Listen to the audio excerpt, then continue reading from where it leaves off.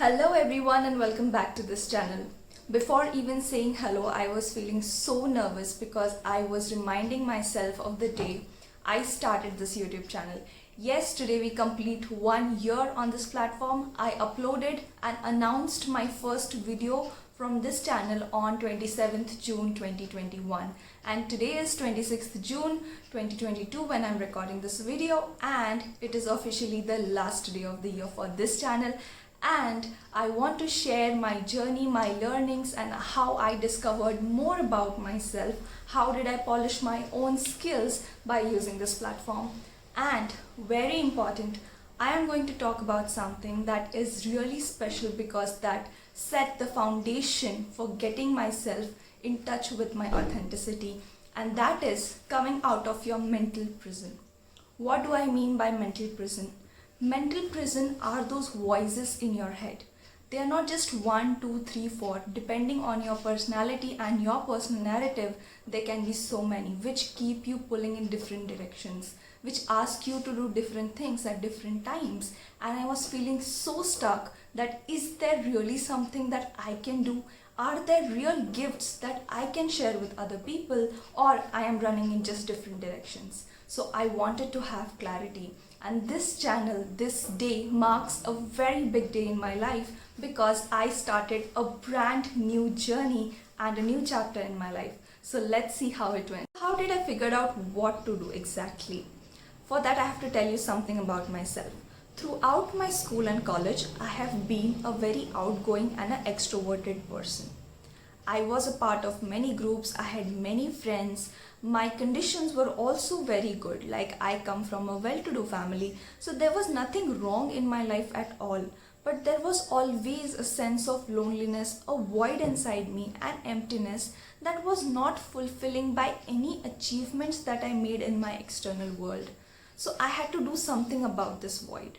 So I reflected back in my school and college journey, when was this void filling up a little bit at least. So I figured out that in my college I had done extensive amount of social work. So this void had started to fill. I was feeling good about myself when I selflessly worked for somebody else. So I understood that being of service to others, extending my gifts to others was something which used to make me satisfied, at least a little bit. So I started reflecting deep on the question, what is that I really want from my life? And during the contemplation and reflection, I did not talk to many people. I was only talking to my friends, very close friends, and my family members, because I wanted to get in touch with my authenticity.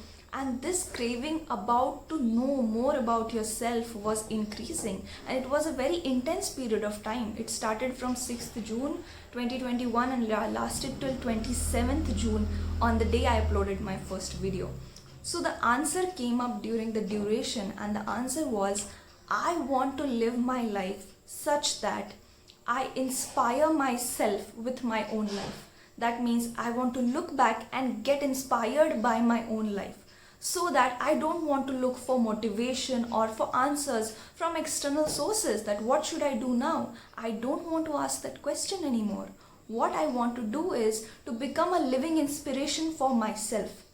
So this answer was something that asked me to do and find out my gifts so that I keep inspiring myself. And I am so happy I did this reflection and contemplation because it gave me an idea to reach out to more people and offer my gifts. So the next step is, what were my gifts and how do I find out my gifts?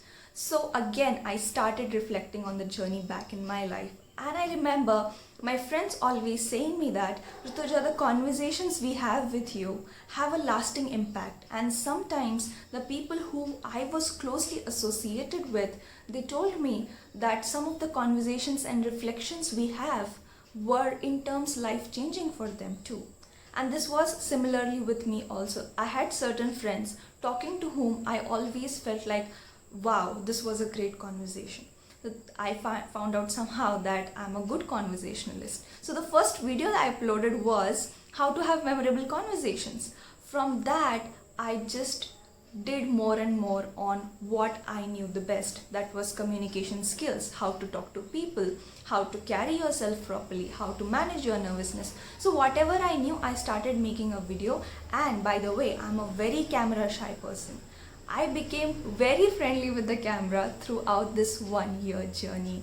And sometimes in the videos, I'm not a person who writes script. You might have found out from my videos, okay? Only for few videos I might have certain pointers, and while speaking, I used to say something that would blow my mind away.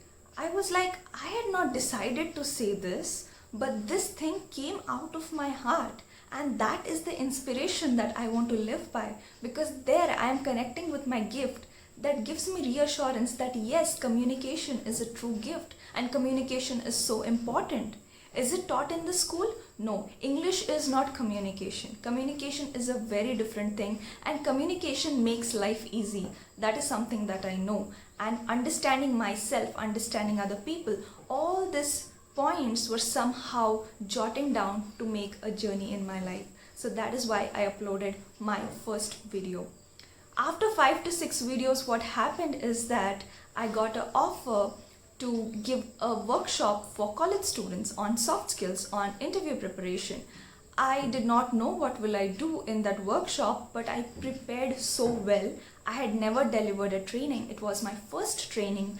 I had no idea of how a soft skills training is done. For some trainings that were happening in my college, I know how they are conducted, but I did not know anything about the background. So I researched deep and I took my first workshop, and the response from the stakeholders, from the students, everybody who was a part of the workshop was mind-blowing. I had no idea in my mind that I could ever become a soft skills trainer. Is there anything like this? So when I went ahead and started taking workshops, that was the time when I also discovered that teaching comes very naturally to me. Giving advices to people, guiding people. I also figured out one thing, that you should not give advices unless you are asked, because then people find you that you're pushing them in certain different direction and they have their identity in a different direction. So personality overall governs a lot of things. What have you identified yourself with governs a lot of things about you. So that is the time when I understood it is not just about soft skills and communication, it is about overall personality development. And that starts with a belief change inside your system. For example, I was talking about how to come out of your mental prison. For that, you have to drop your old identity. Whatever story you're telling to yourself, that who am I? Till now, you have taken so many identities, like I am a school-going child, I am a college-going person now. Every single role that you take up requires you to take up a new identity. For that, you have to leave your old beliefs. There are so many beliefs and patterns that are stuck with us from our childhood, which are of no use to you right now. There are so many flight and fright responses. When I studied psychology, I got to know about this, that we are still carrying inside our system, whereas we don't require them anymore. For example, if there was a moment in your life where you went on doing something and you failed at it, right now when as adult, when you try to do the same thing, the self-doubt will arise. Some or the other way will arise. So we need to work on this pattern. So I started diving deep and I studied how to develop your personality by changing your beliefs about yourself. I started learning about productivity, and me myself became an application of everything. Because I was studying, I wanted to validate those methods and things I started implementing in my life. I took up a professional course in soft skills training. I got to know also about coaching at that particular time. So coaching is not like somebody else will give you advice for your life, like how should you live your life, or giving you instructions, do this, this, this, and you'll have a great life. Coaching is asking those powerful questions which when you find answers to, and when you jot down a plan of action and take actions, you become accountable for your personal growth and development. So coaching was such a powerful tool that I discovered in this 1 year long journey. and I share bits and pieces of soft skills, of personal development coaching, and overall personality development through this channel. And I am deeply satisfied with the journey I had till now. I am going to share my gifts and takeaways that I learned from this journey, and I am going to follow throughout my life in the next section of the video. Now comes the best part of the video, that is talking about the learnings. What did I gain by making a YouTube channel? And let's talk about the technical stuff first. I just started with randomly picking up my mother's mobile and recording a video, not even knowing where to look at exactly while filming a video, do not know what is the proper angle. So little by little I understood the technicalities of filming a video. Then I had never used editing tools or graphic designing tools. So the artistic side of me helped my self-expression to be more adequate and to be more of value. So I gained a lot of insights on how the digital platforms are growing and what are the things that go behind it. So it was a huge amount of learning that happened in 1 year of time, and I'm so grateful about that. The third thing, I always was able to maintain the authenticity that I talk so much about in my YouTube videos throughout the channel. That is really a challenge, where to stay by the things that you're saying, because if you're truly authentic, then authenticity has to come through each and everything that you do. So there are many people who told me that, Rutuja, hide the number of subscribers, because when a channel is new and they say less number of subscribers, people might not subscribe to your channel, seeing that you are a new channel. I thought, let people subscribe to my channel only on the basis of content, only on the value that I deliver. So I never tried hiding the number of subscribers of any flaw that I had. I kept it authentic because that is the idea that I am trying to propagate.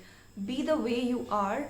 Perfection is not the main goal, at least not in the beginning, where I was learning how to make myself stand up in this arena.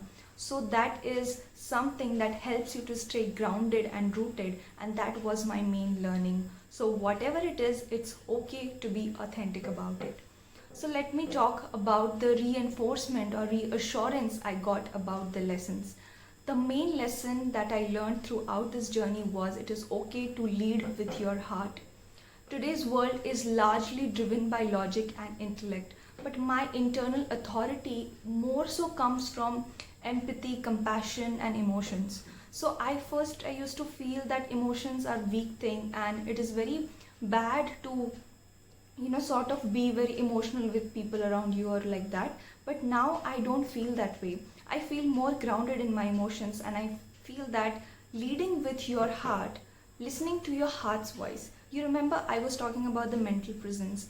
There can be X number of voices from your head coming, which can be conflicting in nature, which can drive you crazy. But the voice that comes from your heart, which is your intuition, it is just one voice, and it is a very silent voice. So or you can say it's a very soft voice. So only when you silence the voices in your head, you'll be able to listen to your heart, and it is completely okay to lead through your heart if it is a real gift to you.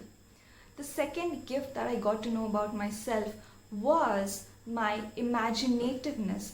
First, I used to think that this imagination is just daydreaming, but the seeds of creativity are somewhere hidden in your imaginations. There are so many content ideas or the topics that I come when I am just thinking about random things, and there pops up one idea, and when I film a video on that particular idea, that is so helpful for people around me. So your imagination is not vague. Your imagination can be a very powerful tool if you know how to use it properly.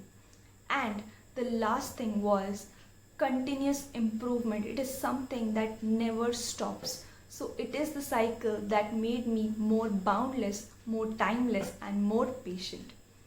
So I hope the journey stays the same and I keep on growing and improving. Thank you so much to you all for the love and support that you all have extended. Thank you so much.